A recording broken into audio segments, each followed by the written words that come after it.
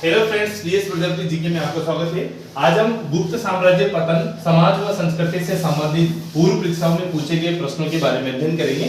इसमें फ्रेंड्स पहला प्रश्न है, किसने गुप्त युग को स्वर्ण युग की संज्ञा दी है? तो गुप्त युग को स्वर्ण युग की संज्ञा फ्रेंड्स केएम मुंशी ने दी है। किसने दी है? केएम मुंशी ने। अगला प्रश्न है, चीनी यात्री सुंग यून, चीनी यात्री कौन था? सुंग यून। प्रश्न इस प्रकार भी पूछा जा सकता है कि सुंग यून कहाँ का यात्री थे या किस देश का यात्री था? तो सुंग यून चीनी यात्री था। तो चीनी यात्री सुंग यून ने गांधार की यात्रा कब की थी? तो सुंग यून जो कि चीनी यात्री था, उसने गांधार की यात्रा की थी 515 ईस्वी से 522 ईस्वी के मध्य। 515 से 522 ईस्वी के मध्य गांधार की यात्रा किसने की थी? किस चीनी यात्री ने की थी? सुंग यून ने। अगला प्रश्न है, चोल प्रशासन की विशेषता क्या थी? तो चोल प्रशासन की विशेषता थी स्वायत्त शासी ग्राम प्रशासन। स्वायत्त शासी ग्राम प्रशासन ये इसकी विशेषता थी। वल्लभी संवत का तादाद में है, मतलब संवत है। वल्लभी संवत का तादाद में गुप्त संवत से माना जाता है। किस संवत से माना जाता है? गुप्त संवत से। इसी प्रकार अगला प्रश्न है, धर्मशास्त्र लेखकों में किसने सती प्रथा को आत्महत्या कहकर अस्वीकार कर दिया था? मेघातिथि ने। किसने कर दिया था? मेघातिथि ने। और फ्रेंड्स, सती प्रथा से आपको याद आया होगा कि सती प्रथा का अभिलेख सर्वप्रथम सती प्रथा का उल्लेख सर्वप्रथम किस अभिलेख में मिलता है? तो सती प्रथा का उल्लेख हमें सबसे पहले एरन अभिलेख से मिलता है, जो कि 510 ईस्वी का है। उससे हमें सती प्रथा का उल्लेख मिलता है। और धर्मशास्त्र लेखकों में सती प्रथा को आत्महत्या कहकर अस्वीकार कर दिया था मेघातिथि ने। मृच्छकटिकम के रचयिता कौन है? शूद्रक। शूद्रक ने मृच्छकटिकम की रचना की है।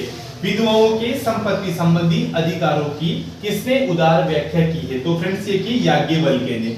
याज्ञवल्क्य ने जो विधवा महिलाएं होती है उनके संपत्ति संबंधी अधिकारों की उदार रूप से व्याख्या की है। किसने? याज्ञवल्क्य ने। अगला प्रश्न है, ध्रुवाधिकरणिक का क्या अभिप्राय है? तो ध्रुवाधिकरणिक का अभिप्राय है धान्य में राजा के अंश का संग्रह करने वाला अधिकारी।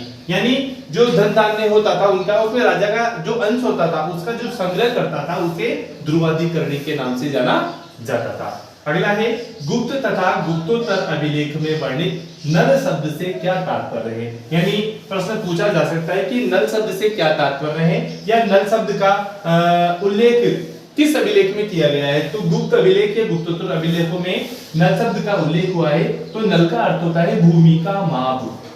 नल का अर्थ क्या होता है? भूमि का माप। अगला है, गुप्त काल के किस लेख में भूमि बिक्री संबंधी विवरण दिया गया है? तो बेग्राम ताम्रपत्र में भूमि बिक्री संबंधी विवरण दिया गया है, जो कि गुप्त काल का एक लेख है। अगला है, किस लेखक ने वार्ता को सर्वप्रथम शूद्र वर्ण का सामान्य वृत्ति निरूपित किया है? तो ये गौतम ने किया है। किस लेखक ने सर्वप्रथम सामंत शब्द का प्रयोग अधीनस्थ शासक के रूप में किया है? राजशेखर ने। राजशेखर ने सामंत शब्द का प्रयोग सर्वप्रथम अधीनस्थ शासक के रूप में किया है। उद्रंक कर, उद्रंक कर कौन चुकाते थे? जो किसान होते थे, किसानों के द्वारा उद्रंक कर चुकाया जाता था। प्रश्न ऐसे भी पूछा जा सकता है कि उद्रंक से तात्पर्य है या उद्रंक था, उद्रंक क्या था? तो उद्रंक एक कर था जो कि किसान कर था, किसानों के ऊपर लगाया जाने वाला एक कर था। न्यूटन के सिद्धांत से बहुत पहले किसने गुरुत्वाकर्षण का सिद्धांत दिया था? तो फ्रेंड्स ये ब्रह्मगुप्त ने दिया था, और ब्रह्मगुप्त का जन्म भीनमाल में हुआ था। तो ब्रह्मगुप्त ने न्यूटन के सिद्धांत से बहुत पहले ही गुरुत्वाकर्षण का सिद्धांत दे दिया था। अगला है, वीरशैव संप्रदाय। तो वीरशैव संप्रदाय के संस्थापक के रूप में कौन जाना जाता है? बसव को जाना जाता है। किसे जाना जाता है? बसव को। बसव को वीरशैव संप्रदाय के संस्थापक के रूप में जाना जाता है। अगला है, वीर गुप्त अभिलेखों में सोने के सिक्कों को दीनार शब्द कहां से निकला है? यानी ये दीनार से तात्पर्य, जो गुप्त काल में जो सोने के सिक्के होते थे, चांदी के सिक्कों को तो रूपक कहा जाता था, और जो सोने के सिक्के होते थे उन्हें दीनार कहा जाता था। तो ये दीनार शब्द कहां से लिया गया है? दीनार शब्द लैटिन भाषा से लिया गया है। किस भाषा से लिया गया है? लैटिन भाषा से। किस प्रमुख मंदिर को ईंटों से निर्मित किया गया है? जो सीरपुर का जो मंदिर है, लक्ष्मण मंदिर, सीरपुर का जो लक्ष्मण मंदिर है, जो कि मध्य प्रदेश में स्थित है, यह ईंटों से इसका निर्माण हुआ है। पुनः ताम्रपत्र लेख किससे संबंधित है? तो ये प्रभावती गुप्ता से संबंधित है। किससे संबंधित है? प्रभावती गुप्ता से।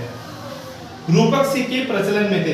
फ्रेंड्स मैंने बताया था ना भी रूपक कौन से सिक्के होते थे? चांदी के सिक्के। चांदी के सिक्कों को रूपक कहा जाता था और सोने के सिक्कों को दीनार कहा जाता था। तो रूपक जो सिक्के प्रचलन में थे, कब प्रचलन में आए थे? गुप्तों के शासन काल में, यानी गुप्त जब साम्राज्य आया था उनके समय रूपक सिक्के प्रचलन में आए थे। अजंता की गुफाएं कहां पर स्थित है? अजंता की गुफाएं महाराष्ट्र में स्थित है। कहां पर स्थित है? महाराष्ट्र में।